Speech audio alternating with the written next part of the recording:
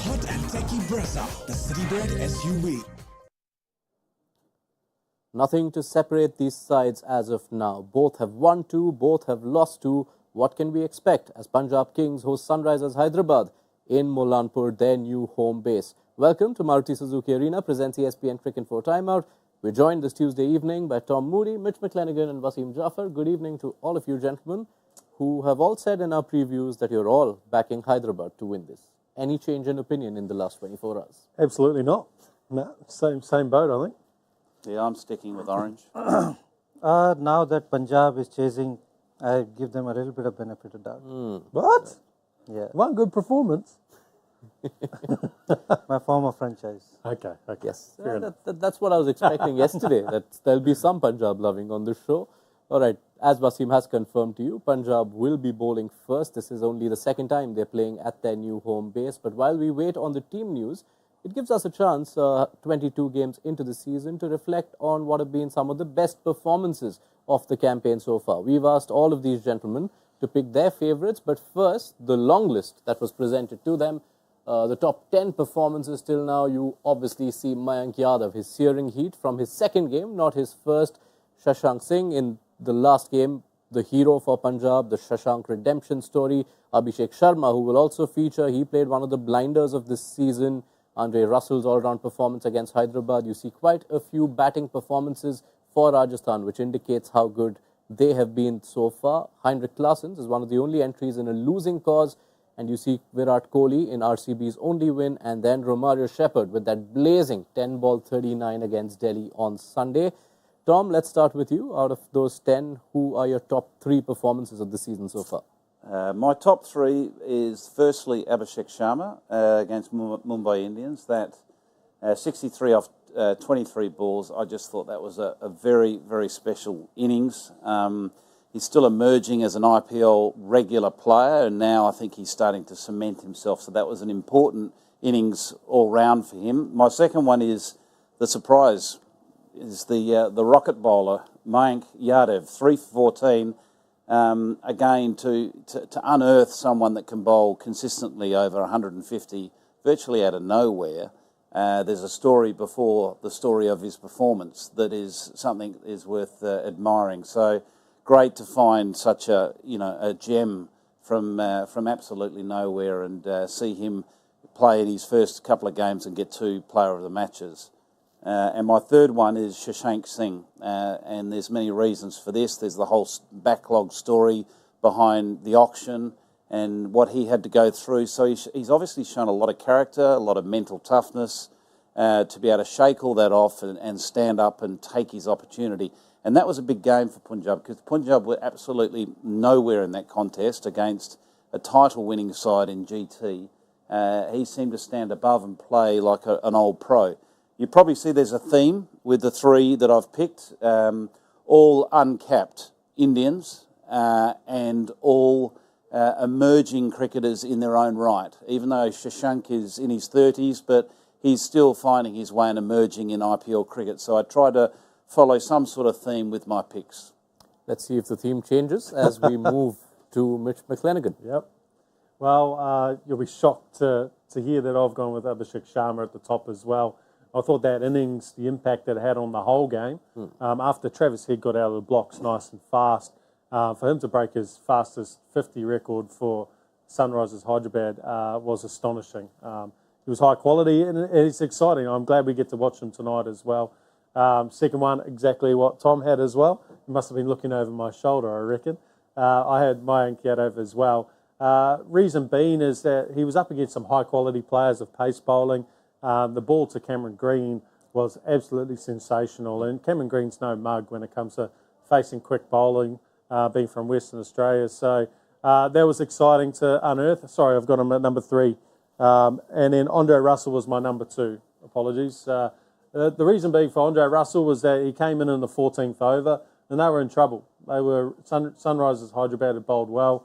They had them 120 for 6, and then he ended up getting them through to 208, which on that wicket was probably a par score the way the surface played. And then Andre Russell did Andre Russell things. Once he gets some runs with the bat, he came out with the ball and won the game with that 2 for 25 on what were very difficult bowling conditions. Yeah, which included the wicket of Abhishek Sharma, who's featured on both the lists so far, but does he feature on the third? Wasim, what are your picks? I'm going, two of them are similar. I'm going with Shashank as my first one, purely because the game was looking like it was lost. And then him being uncapped player, and then what happened in the auction and all that. And for them to win that crucial game, otherwise they would have been left behind 3 losses. So I'll pick him as number one. Mayank Yadav, for obvious reasons, that Delhi Express, he had Patidar, Maxwell and Green of those 3 wickets and changed the game completely in favour of LSG. And the third one, I'll pick Russell and Shepherd combined. Because, yeah, I mean, Shepherd just came in the last minute. Yeah. But if he hadn't played that game, we're picking 3. Yeah, I'll probably pick Russell then. All right. Shepherd. That keeps up. Yeah, I mean, he came in like Mitch said, in the 13.5, and then in the last 6 overs they got 88 and he got 64 of them. Otherwise the game was lost long back. So, and then on top of that he picked a couple of wickets as well. So had a huge impact. But those 2 uncapped players are my 1 and 2. Yeah, I like how this is played out. Largely a similar pool, but everyone has some change. No Russell in Tom's 3, no Shashank in Mitch's 3, and no Abhishek in Wasim's. But the one common factor was Mayank Yadav. There's more to his backstory, which our producers have worked on. Be sure to catch that on the ESPN Cricket Info mobile app, and we'll hope that we get to see Mayank Yadav soon back in the IPL. But for the moment, let's turn our attention back to Punjab versus Hyderabad. Punjab have won the toss, and we can confirm to you that Punjab are going in with an unchanged lineup from the team that got that win away at Gujarat. You've got the overseas complement of Bairstow, Karan Sikandar Raza, who got his first game of the season, remains in the side. Him and Harpreet Brar are the only spin options in that setup, as Rahul Chahar continues to remain outside. And Rabada, Harshal, Arshdeep, the seamers who've been in operation for them. Talk us through that, Wasim. Still looks a good side. I even tweeted that this 12 looks pretty good, with Liam obviously being injured. Raza looks like a like-for-like change. And it does give them a good balance. Prab Simran probably will come in when they bat. But it has got a lot of bowling option, as well as the batting looks pretty deep. So looks a good 12 to me. Won the last game, so all the reason to just keep with the same combination. Yeah, you'd hope that would be the case unless the conditions are vastly different, which, we're led to believe they're not going to be. I was lucky enough to sort of capture the pitch presentation or report, and, both the experts were saying 200. But then again, they said that yesterday in Chennai, didn't they? So, maybe we just reserve until we see the first innings. But from all accounts, it's a good surface. So I think both sides will be what they're defending will be very important. Yeah, let's take a look at Sunrisers, and I believe their lineup is unchanged as well. Sunrisers playing their 4 overseas of Head, Markram, Klaasen and Cummins. No changes there. And Sunrisers are batting first, so they'll have the choice to make later on in the evening whether they bring Umran Malik or Washington Sundar as a bowling option. Mitch, or Mayank Markande. Mitch. Yeah, I think this is going to be a fascinating battle tonight. I think you saw the Punjab lineup before. They've really been relying on Brar to solidify the middle of the innings with the ball, and I think this is probably one of the better lineups in the competition of playing spin, and particularly left-arm spin. So quite excited to see that match up tonight. For mine, it's an incredibly well-balanced side. I think Pat Cummins, the way he's performed throughout this season so far, the way he's led the team has had a significant impact on how they've gone as an organisation and a franchise. So I like them. I think they're very exciting. I think every game we get to see them play, they keep on sliding up in everyone's predictions of that top 4. So they're a real challenger, I reckon, come the end of the season. And that comes despite having had to deal with the early season issue of Vanindu Hasaranga's absence. It has been confirmed in the time since Hyderabad last played that Hasaranga is out of the tournament. And as of today, we also know that there's a replacement in place as well, Vyaskant, who is someone Mitch McClenaghan has seen a bit of. He had a good outing at the IL T20 for MI Emirates. Yeah, got to work with him as bowling coach at Emirates ILT20. There's a lot to like about him. He's one of these new age cricketers who's an all-round package. He's very good in the field. He moves exceptionally well. He's a proper athlete. With the bat, he's got good technique. Not to the point where I'd say he's a finisher yet, but he can time the ball very nicely, and that'll only get better as he gets on. But obviously he's there as a bowling replacement, and he's got a high action, generally hits a pretty good length and gets extra bounce, which a lot of the leg spinners you see now, the ball stays quite low. So if he does control his length well, he's very difficult to hit off the top of the stumps and moves the ball both ways. And actually he's got a very nice little slider in him. So a nice little pickup for Sunrisers Hyderabad. The one thing that Hasaranga's absence does is, at least that early season question we had of how SRH will manage their overseas complement, while that headache is gone, do you expect, when we look at the spin options in the Hyderabad lineup, do you expect that later on in the season they might come to regret the absence of proper spin options? Well, they've got a reasonably strong domestic mix there, and what we've seen so far is there hasn't been any. Certainly the games that Hyderabad have played, there hasn't been many surfaces that have supported spin bowling. So really the role for the spinners so far for Sunrise has been very much a defensive role, just trying to hold the opposition, and they've had mixed results with that.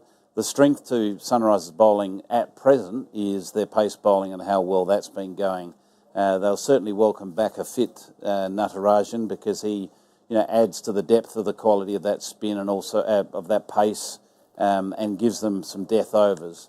But as the season unfolds and maybe the surfaces dry out a little bit, someone like Hasaranga would be a good headache to have. Yeah, that's on the Hyderabad bowling front. Let's focus on their batting. That's what they are doing first. And goodness, haven't they been racing off the blocks every time they've come out to bat? They already hold two of the highest power play totals in the league, not just this year, but all time. They made 81 and 78 in two of their outings this season, and that reflects on that run rate. 11.7 is how they're going in the power play, Wasim. It's quite clear they have a specific approach. How easy is it to continue with that approach over the course of a season? Is it sustainable? I mean, if you're playing on good pitches, which they have done so far, and the kind of form their batters have carried, Abhishek is in such a good form. Travis Head is a great addition. Markram has got runs, and then Klaasen we've talked about. So everybody is chipping in, everybody is playing well, and then that impact player gives you that advantage as well. But I feel they are a scary side. If you are a little bit off your marks, they can make you pay, and we've seen that already in the tournament. So their top 4, 5, are pretty scary to bowl to.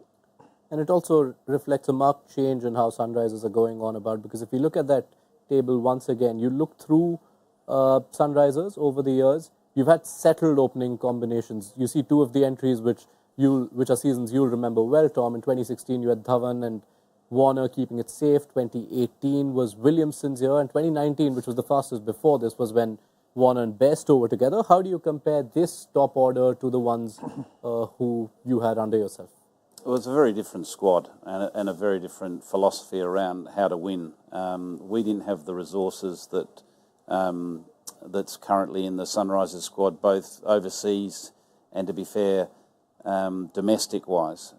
So we basically built our squad around defending 120 balls and being, very good at trying to have an impact early, which Bhuvi did exceptionally well, and then just strangling the middle overs with Rashid Khan, and when we had Mustafa Zur, Raman, again, sort of having that stranglehold.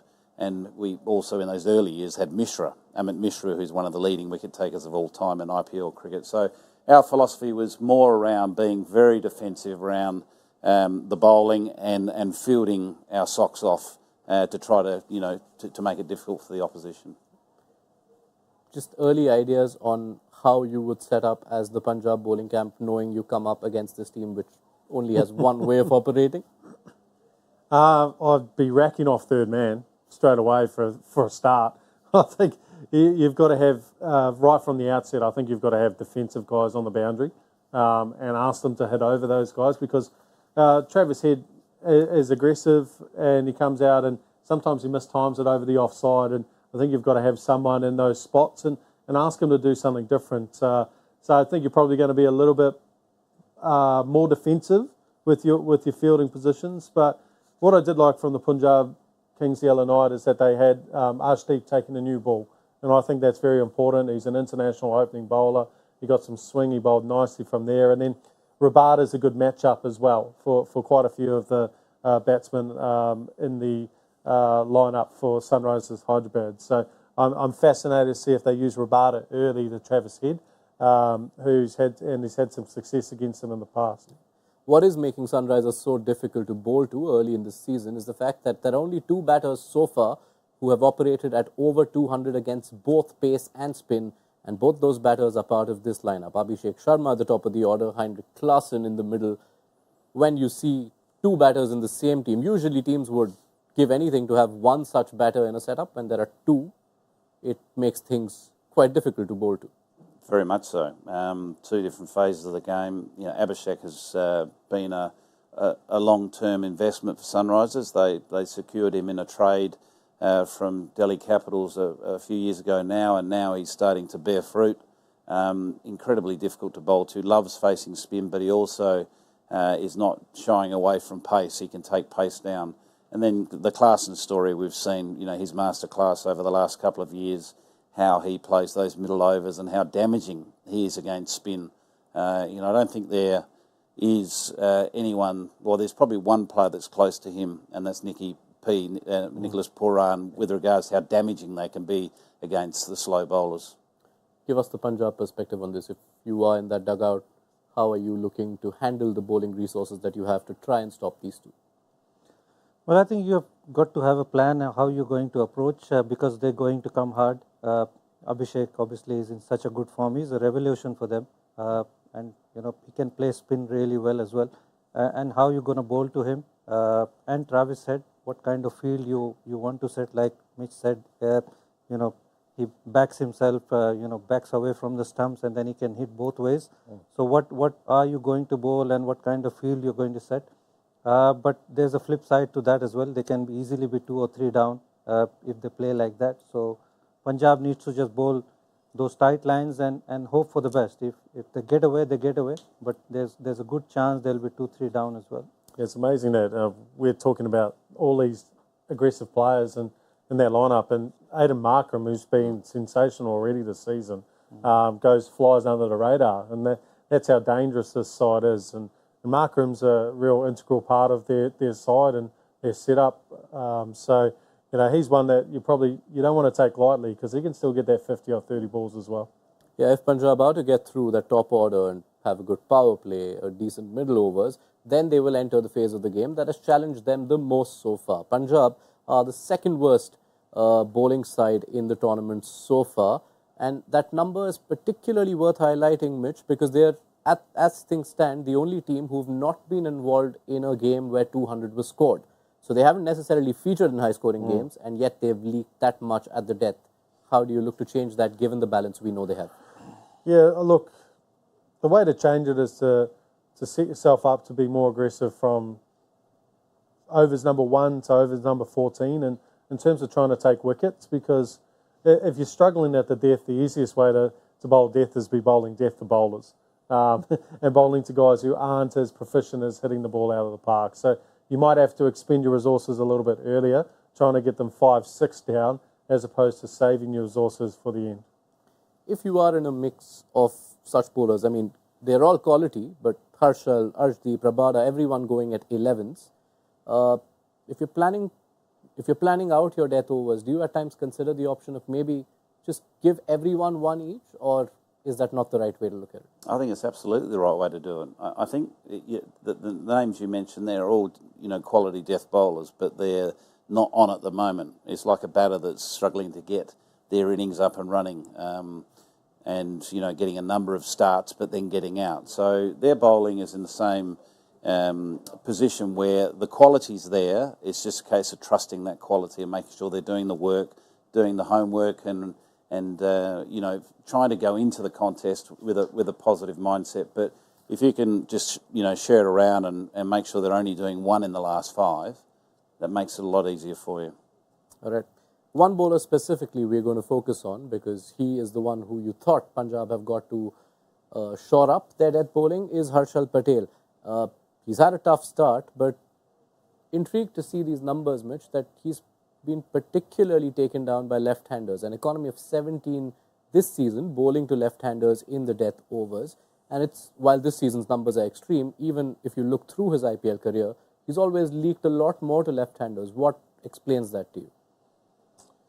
Yeah, I mean, Porrell, the innings against Delhi probably skews that quite a bit. I think the fact that he hasn't been able to bowl a wide Yorker to the left-handers, he's predominantly either gone straight or gone the slower ball into the wicket. And I can understand the thinking with the slower ball. You think it's going to grip and go across the batsman. So that's probably one of your go-tos. But the mistake he's made is when he has bowled his Yorker, he's bowled it straight. And most left-handers will try and be on an off-stump guard and try and go leg side. And he hasn't been able to get outside of that swing.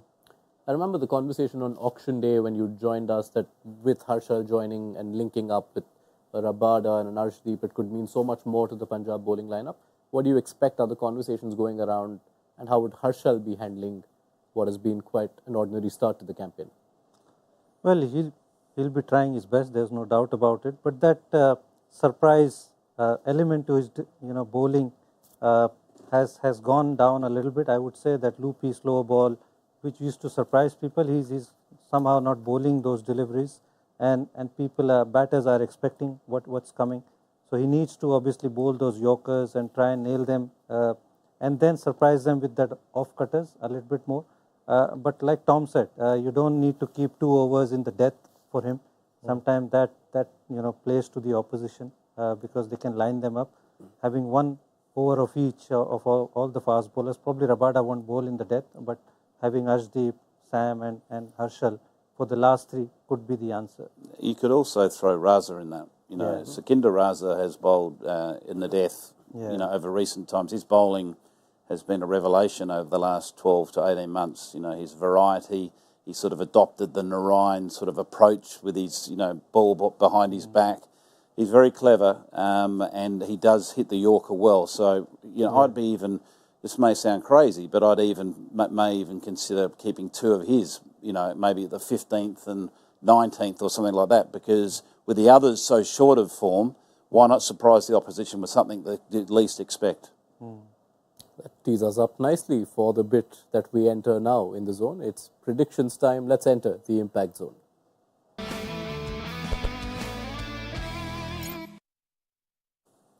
Right.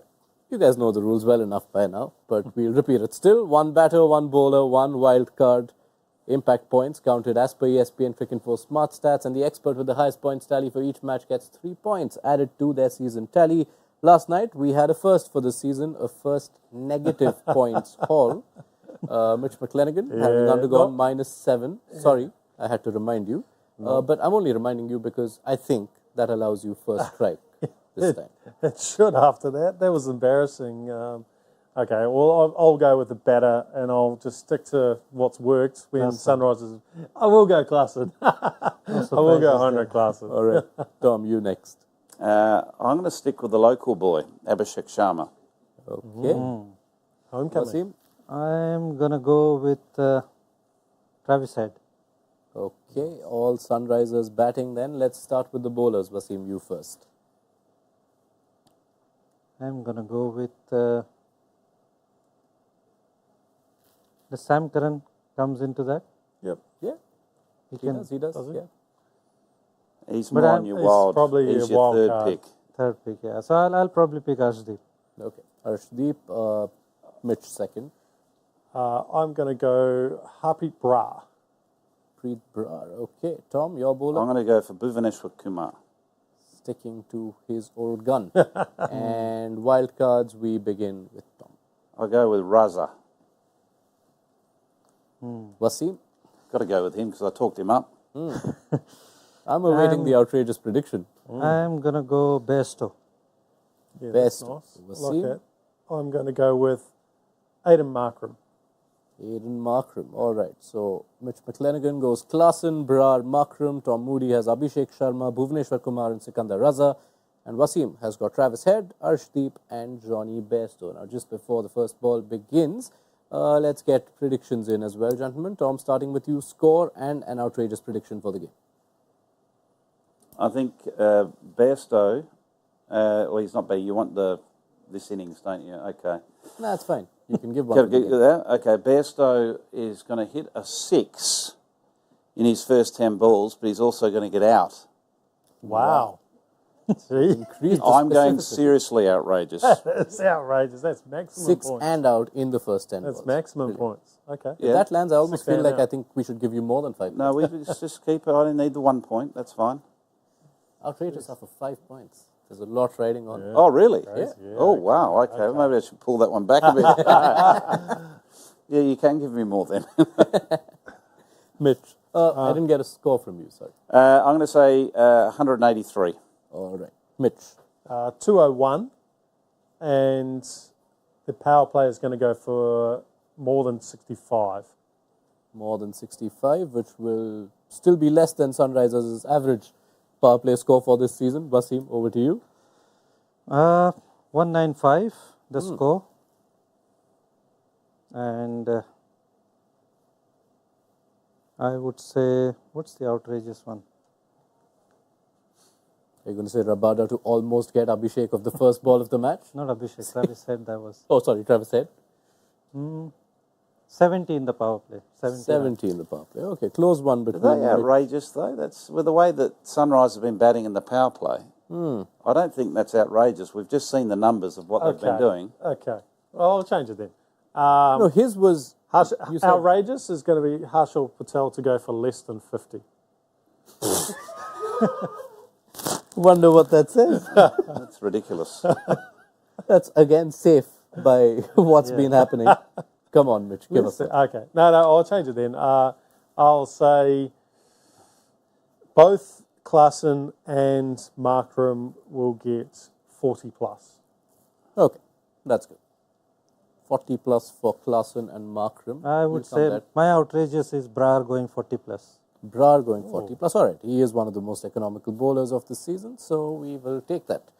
And that does that. I wish you all very well. Let's see who rakes in the points, and it should be fun. If any of your score predictions, the range is to be true, we're in for a high score at Mullapur, so it should be fun either which way, however it plays out. Be sure to join us at halftime once the Sunrisers batting effort is done. Till then, follow the game on the ESPN Cricinfo mobile app.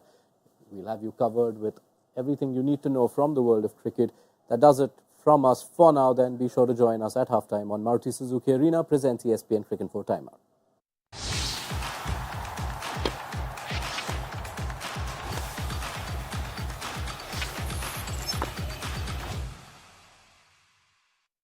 All new hot and techy Brezza, the Citybird SUV.